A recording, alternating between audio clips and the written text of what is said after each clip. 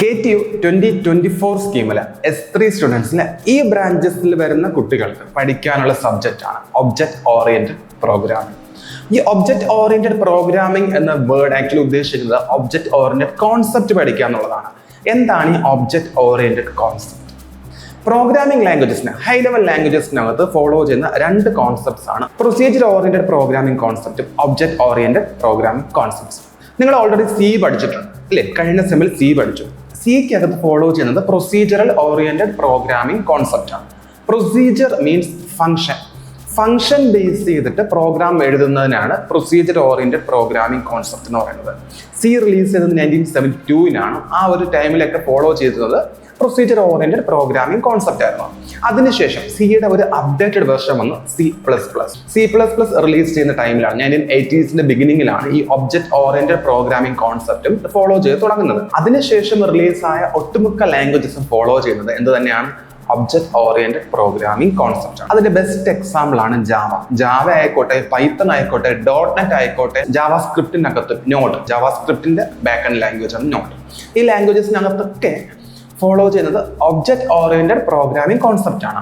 So നമ്മളൊരു programmer ആണെങ്കിൽ ഒരു പ്രോഗ്രാമർ മസ്റ്റ് ആയിട്ട് അറിഞ്ഞിരിക്കേണ്ടത് ഈ രണ്ട് കോൺസെപ്റ്റ് ആണ്. കാരണം ഇതിൽ ഏത് കോൺസെപ്റ്റിൽ വേണമെങ്കിലും നമുക്ക് പ്രോഗ്രാം എഴുതാം, നമ്മുടെ ചോയ്സ് ആണ്. ഒരു സോഫ്റ്റ്വെയർ എഞ്ചിനീയർ ആകുന്ന സമയത്ത് നമുക്കിതിൽ ഏത് വേണമെങ്കിലും ചൂസ് ചെയ്യാം. പക്ഷേ നല്ലൊരു പ്രോഗ്രാമർ ആണെങ്കിൽ അയാൾ ആദ്യം ചൂസ് ചെയ്തത് ഒബ്ജക്റ്റ് ഓറിയന്റഡ് പ്രോഗ്രാമിംഗ് കോൺസെപ്റ്റ് ആയിരിക്കും. അതിൻ്റെ ഒരു റീസൺ കൂടെ ഉണ്ട്. സിംപ്ലി പറയുകയാണെങ്കിൽ സെക്യൂരിറ്റി നമുക്ക് പ്രൊവൈഡ് ചെയ്യാൻ പറ്റും, അതുപോലെ ഇൻഹെറിറ്റൻസ്, ഇങ്ങനെ ഒത്തിരി ഫീച്ചേഴ്സ് ആണ്. ഞാൻ സിംപ്ലി 1-2 എക്സാമ്പിൾസ് പറഞ്ഞു തന്നേ ഉള്ളൂ. നമുക്ക് എന്താണ് ഒബ്ജക്റ്റ് ഓറിയന്റഡ് കോൺസെപ്റ്റ് എന്ന് മനസ്സിലാണെങ്കിൽ അതിന് നമുക്ക് പ്രോഗ്രാമിംഗ് ലാംഗ്വേജ് പഠിച്ചാൽ മാത്രമേ ഇതിന്റെ ഓരോ കാര്യങ്ങളും ഡീറ്റെയിൽ ആയിട്ട് പഠിക്കാൻ സാധിക്കുള്ളൂ. സോ അതിന് വേണ്ടിയിട്ടാണ് നിങ്ങൾ ജാവ പഠിക്കുന്നത്. നമുക്ക് നോക്കാം നമ്മുടെ മൊഡ്യൂൾസ് എന്തൊക്കെയാണ്, എങ്ങനെ ഡിവൈഡ് ചെയ്തേക്കുന്നതെന്ന് നോക്കാം. എല്ലാവർക്കും മറ്റൊരു വീഡിയോയിലേക്ക് സ്വാഗതം.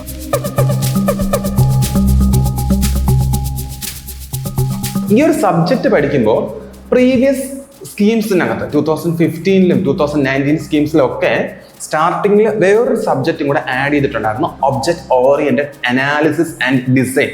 അതിന്റെ പാർട്ടായിട്ട് കുറച്ച് ടോപ്പിക്സ് ഈ സബ്ജക്റ്റിന്റെ സ്റ്റാർട്ടിങ്ങിൽ ഉണ്ടായിരുന്നു. നിങ്ങൾ ഗൂഗിളിൽ നിന്നോ മറ്റേതെങ്കിലും സോഴ്സിൽ നിന്നോ പഴയ നോട്ട്സ് എടുക്കുകയാണെങ്കിൽ 2019 സ്കീമിന്റെയോ 2015 സ്കീമിന്റെയോ ഒക്കെ നോട്ട്സ് എടുത്ത് പഠിക്കുകയാണെങ്കിൽ അത് അതുപോലെ ഫോളോ ചെയ്യരുത്. സ്റ്റാർട്ടിങ് മറ്റൊരു സബ്ജക്റ്റ് ആണ് അവിടെ വരുന്നത്, ഒബ്ജക്റ്റ് ഓറിയന്റഡ് അനാലിസിസ്. 2024 സ്കീം അനുസരിച്ച് നമുക്ക് ആ ഒരു സംഗതി ഇല്ല, സ്കിപ്പ് ചെയ്തിട്ടുണ്ട്. ജാവ മാത്രമേ പഠിക്കാൻ വരുന്നുള്ളൂ. നിങ്ങളുടെ സ്കീം അനുസരിച്ച് നിങ്ങൾക്ക് 4 മൊഡ്യൂൾ ആണല്ലോ. ഇതിൽ ഫസ്റ്റ് മൊഡ്യൂളിന്റെ സെക്കൻഡ് പാർട്ട് സിലബസ് നോക്കുമ്പോൾ ഒരു പാർട്ടീഷൻ ഉണ്ട് ഫസ്റ്റ് മൊഡ്യൂളിൽ തന്നെ. അതിൽ സെക്കൻഡ് പാർട്ടിൽ ഒബ്ജക്റ്റ് ഓറിയന്റഡ് പ്രോഗ്രാമിംഗ് കോൺസെപ്റ്റ് കിടപ്പുണ്ട്. സത്യത്തിൽ അത് വേണം ആദ്യം പഠിക്കേണ്ടത്. ഓക്കെ, നിങ്ങൾ ആദ്യം പഠിക്കേണ്ടത് പ്രൊസീജിയർ ഓറിയന്റഡ് കോൺസെപ്റ്റും ഒബ്ജക്റ്റ് ഓറിയന്റഡ് കോൺസെപ്റ്റും ഇവർ തമ്മിലുള്ള ഡിഫറൻസും. വരുന്ന അടുത്ത വീഡിയോയിൽ ഞാൻ അതിന്റെ ഡീറ്റെയിൽസ് പറയുന്നുണ്ടാകും. ഈ ഒരു കോൺസെപ്റ്റ് പഠിക്കുക. ഒബ്ജക്റ്റ് ഓറിയന്റഡ് കോൺസെപ്റ്റിനകത്തുള്ള കാര്യങ്ങൾ എന്തൊക്കെയാണ്? Mainly abstraction, encapsulation, inheritance, polymorphism എന്തൊക്കെയാണ്? ഇത് വേണം മസ്റ്റ് ആയിട്ട് ആദ്യം പഠിക്കേണ്ടത്. ഇത് കഴിഞ്ഞിട്ട് ഈ മൊഡ്യൂളിന്റെ സ്റ്റാർട്ടിങ്ങിലേക്ക് പോവുക.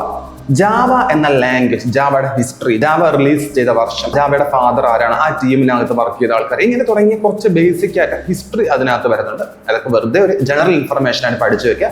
എക്സാമിന് ഇതൊന്നും ചോദിക്കില്ല. അതിനുശേഷം ജാവയുടെ ഫീച്ചേഴ്സ് വരുന്നുണ്ട്. ജാവയുടെ ഫീച്ചേഴ്സ് ഒരു essay ക്വസ്റ്റ്യൻ ആണ്. ഇതാണ് ഈ മൊഡ്യൂളിന് ആദ്യത്തെ essay questions, features of Java. So അത് മാത്രമല്ല, അവിടെ വേറെ കുറെ ടേംസ് ഉണ്ട്. JDK, JRE, JVM, JIT, അങ്ങനെ കുറെ ടേംസ് അവിടെ വരുന്നുണ്ട്. സോ ഇതൊക്കെ ബേസിക് ആയിട്ട് ജാവ എന്ന ലാംഗ്വേജിന്റെ സ്റ്റാർട്ടിങ് തന്നെ പഠിക്കേണ്ട കാര്യങ്ങളാണ്. നെക്സ്റ്റ് നമ്മൾ പഠിക്കുന്നത് ഒരു ലാംഗ്വേജ് പഠിക്കുമ്പോൾ, ഒരു പ്രോഗ്രാമിംഗ് ലാംഗ്വേജ് പഠിക്കുമ്പോൾ ആ ഒരു ലാംഗ്വേജിനകത്ത് നമ്മൾ ബേസിക് ആയിട്ട് യൂസ് ചെയ്യുന്ന സംഗതിയാണ് ടോക്കൺസ്. സിംപ്ലി പറയുകയാണെങ്കിൽ നമ്മളൊരു വീട് വെക്കുകയാണെന്ന് വിചാരിക്കും. ഈ വീട് വെക്കുന്ന സമയത്ത് ആ വീട് വെക്കാൻ ആവശ്യമായിട്ടുള്ള ബേസിക് മെറ്റീരിയൽസ് ഉണ്ടല്ലോ, സാൻഡ്, വാട്ടർ, സിമെന്റ്, സ്റ്റീൽ, അല്ലേ? ഇതൊക്കെ അതിന്റെ ബേസിക് മെറ്റീരിയൽസ് അല്ലേ? ഇതിന്റെ ഒരു റേഷ്യോ ഒക്കെ വെച്ചിട്ടാണല്ലോ ആ ഒരു ബിൽഡിങ്ങിന്റെ കൺസ്ട്രക്ഷൻ നടക്കുന്നത്. ഇതുപോലെ വീട്ടിൽ നമുക്കൊരു ഫുഡ് ഉണ്ടാക്കണം വിചാരിക്കും. കുക്കിങ്ങിന് നിങ്ങൾ കിച്ചണിലേക്ക് നോക്കുകയാണെങ്കിൽ അവിടെ നിങ്ങൾക്ക് coriander powder, turmeric powder, chilli powder, salt, water, vegetables, ഇങ്ങനെ കുറേ ഐറ്റംസ് ഉണ്ട്. ഇതൊക്കെ അവിടെ കുക്കിങ്ങിന് നമ്മൾ യൂസ് ചെയ്യുന്ന ബേസിക് ഐറ്റംസ് ആണ്. ഇതിന്റെ ഒരു ആവശ്യമുള്ളത് എടുത്തിട്ട് യൂസ് ചെയ്യുക. ഇതുപോലെ തന്നെയാണ് പ്രോഗ്രാമിനകത്തും. ഒരു പ്രോഗ്രാം എഴുതണമെങ്കിൽ അവിടെ ബേസിക് ആയിട്ട് വേണ്ട കുറച്ച് ഐറ്റംസ് ഉണ്ട്. ഇതിനെ കളക്റ്റീവായിട്ട് വിളിക്കുന്ന പേരുണ്ട്, that is tokens. Tokens are the smallest individual unit of any programming language. So tokens, ജാവയിൽ ഏതൊക്കെ ടോക്കൺസ് പഠിക്കാനുണ്ട്? Keywords, identifiers, constants, strings, operators, separators തുടങ്ങിയ ടോക്കൺസ് ആണ് ജാവയിൽ പഠിക്കാനുള്ളത്. ഇതൊക്കെ ഞാൻ വരുന്ന വീഡിയോസിൽ പറയുന്നുണ്ടാവാം. ഇതൊക്കെ പഠിച്ചു കഴിഞ്ഞിട്ട് നെക്സ്റ്റ് നമ്മൾ ക്ലാസ്, ഒബ്ജക്ട്സ്, ക്ലാസ്സിനെ ബേസ് ചെയ്തിട്ട് വരുന്ന മെത്തേഡ്സ് ഉണ്ട്, കൺസ്ട്രക്റ്റേഴ്സ് ഉണ്ട്, യൂസർ ഡിഫൈൻഡ് മെത്തേഡ്സ് ഉണ്ട്. ഈ കാര്യങ്ങളൊക്കെയാണ് നമ്മുടെ ഫസ്റ്റ് മൊഡ്യൂളിൽ ജാവയിൽ നമുക്ക് പഠിക്കാനായിട്ട് ഉള്ളത്. സെക്കൻഡ് ആൻഡ് തേർഡ് മൊഡ്യൂളിൽ പോകുമ്പോൾ ഒബ്ജക്ട് ഓറിയന്റഡ് കോൺസെപ്റ്റിലെ സ്ട്രോങ് ആയിട്ട് വരുന്ന രണ്ട് പില്ലേഴ്സ് ആണ് polymorphism and inheritance. Polymorphism base ചെയ്തിട്ടുള്ള ടോപ്പിക്സ് ഉണ്ട്, ഓവർലോഡിങ് ആൻഡ് ഓവർ റൈഡിങ്.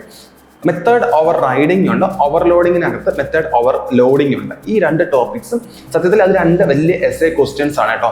അത് ഇമ്പോർട്ടൻ്റ് ആണ്, ഉറപ്പായിട്ട് നിങ്ങൾക്ക് എക്സാമിൽ ചോദിക്കുകയും ചെയ്യും. അതിന്റെ തിയറി, അതിന്റെ പ്രോഗ്രാംസും ആണ് മൊഡ്യൂൾ 2-ന്റെ ഫസ്റ്റ് പാർട്ട് നമുക്ക് പഠിക്കാനായിട്ട് വരുന്നത്. ഇത് കൂടാതെ കുറച്ച് ഷോർട്ട് ക്വസ്റ്റ്യൻസും ഉണ്ട്, അത് നമുക്ക് ആ ടൈമിൽ തന്നെ പഠിക്കാവുന്ന കാര്യമേ ഉള്ളൂ. ഇത് കഴിഞ്ഞിട്ട് നെക്സ്റ്റ് വരുന്നത് ഇൻഹെറിറ്റൻസ് ആണ്. ജാവയിൽ ഇൻഹെറിറ്റൻസ് എങ്ങനെയാണ് നമുക്ക് എഴുതാൻ സാധിക്കുന്നത്, സൂപ്പർ ക്ലാസ്, സബ് ക്ലാസ് എന്താണ്, ഡിഫറെന്റ് ടൈപ്സ് ഓഫ് ഇൻഹെറിറ്റൻസ്, ജാവയിൽ സപ്പോർട്ട് ചെയ്യാത്ത ഇൻഹെറിറ്റൻസ് എന്താണ്, അതിന് നമുക്ക് പകരം കോമ്പൻസേറ്റ് ചെയ്തിട്ട് വേറെ എന്ത് സൊല്യൂഷൻ വരുന്നു, ഇതൊക്കെയാണ് സെക്കൻഡ് മൊഡ്യൂളിന്റെ എൻഡിങ്ങിലും പഠിക്കാനായിട്ട് വരുന്നത്. ജാവയിൽ സപ്പോർട്ട് ചെയ്യാത്തൊരു ഇൻഹെറിറ്റൻസ് ഉണ്ട്, അതിന് കോമ്പൻസേറ്റ് ചെയ്യുന്ന ഒരു ടോപ്പിക് ഉണ്ടെന്ന് പറഞ്ഞില്ലേ, അത് ആക്ച്വലി തേർഡ് മൊഡ്യൂളിലാണ് വരുന്നത്. അതുകൂടാതെ പാക്കേജസ്, എക്സെപ്ഷൻ ഹാൻഡ്ലിംഗ്, ഇങ്ങനെ 3 ടോപ്പിക്സ് ആണ് തേർഡ് മൊഡ്യൂളിൽ പഠിക്കാനായിട്ടുള്ളത്.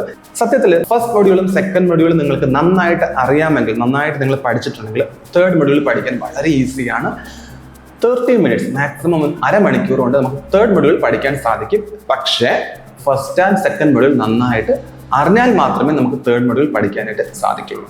ഫൈനലി 2024 സ്കീമിൽ, നിങ്ങളുടെ സ്കീമിൽ പുതുതായിട്ട് കൊണ്ടുവന്ന ഒരു പ്രിൻസിപ്പിൾ ഉണ്ട്, സോളിഡ് പ്രിൻസിപ്പിൾ. ആക്ച്വലി ഞാൻ എൻ്റെ ഓഫീസിൽ ഞാൻ വർക്ക് ചെയ്യുന്ന സമയത്ത് ഇടയ്ക്ക് എപ്പോഴോ ഈ ഒരു സോളിഡ് പ്രിൻസിപ്പിളിൻ്റെ ഒരു വർക്ക്ഷോപ്പ് നടന്നത് എനിക്കൊരു ഓർമ്മയുണ്ട്. സോളിഡ് പ്രിൻസിപ്പിൾ എന്താണെന്നുള്ളത് ഫോർത്ത് മൊഡ്യൂളിന്റെ സ്റ്റാർട്ടിങ്ങിൽ കിടപ്പുണ്ട്. കോഡ് എഴുതുന്ന സമയത്ത് ഡെവലപ്പർ ഫോളോ ചെയ്യേണ്ട കുറച്ച് കാര്യങ്ങളാണ്. അതൊരു എസ്സേ ആയിട്ട് നിങ്ങൾക്ക് വന്നിട്ടുണ്ട്. ഉറപ്പായിട്ടും എക്സാമിന് ഇത് ചോദിക്കാനുള്ള പ്രയോറിറ്റി കൂടുതലാണ്.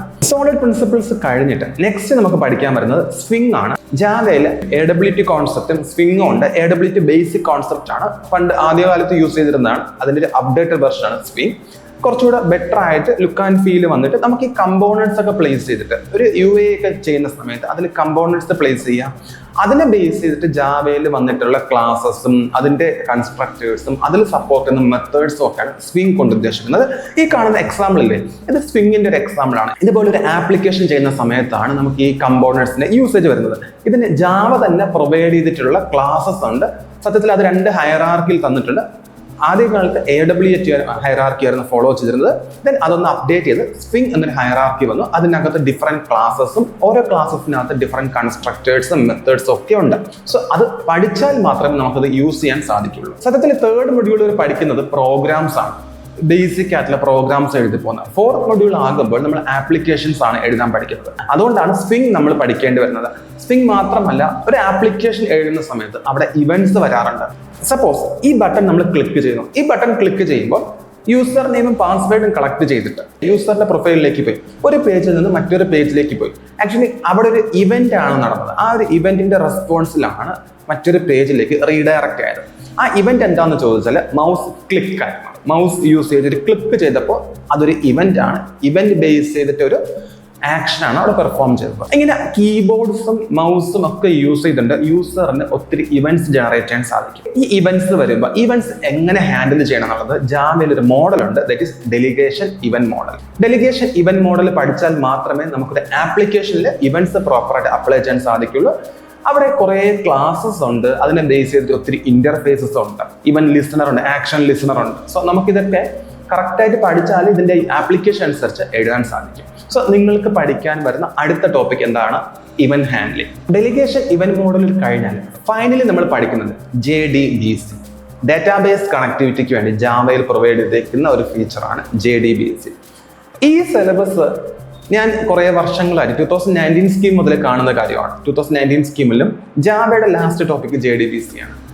എനിക്ക് പലപ്പോഴും തോന്നിയിട്ടുള്ളത്, ഇത് പഠിക്കുന്നതിന് മുന്നേ നിങ്ങൾ DBMSന്റെ ബേസിക് ആയിട്ടുള്ള കാര്യങ്ങൾ അറിഞ്ഞിരുന്നാൽ നല്ലതായിരിക്കും.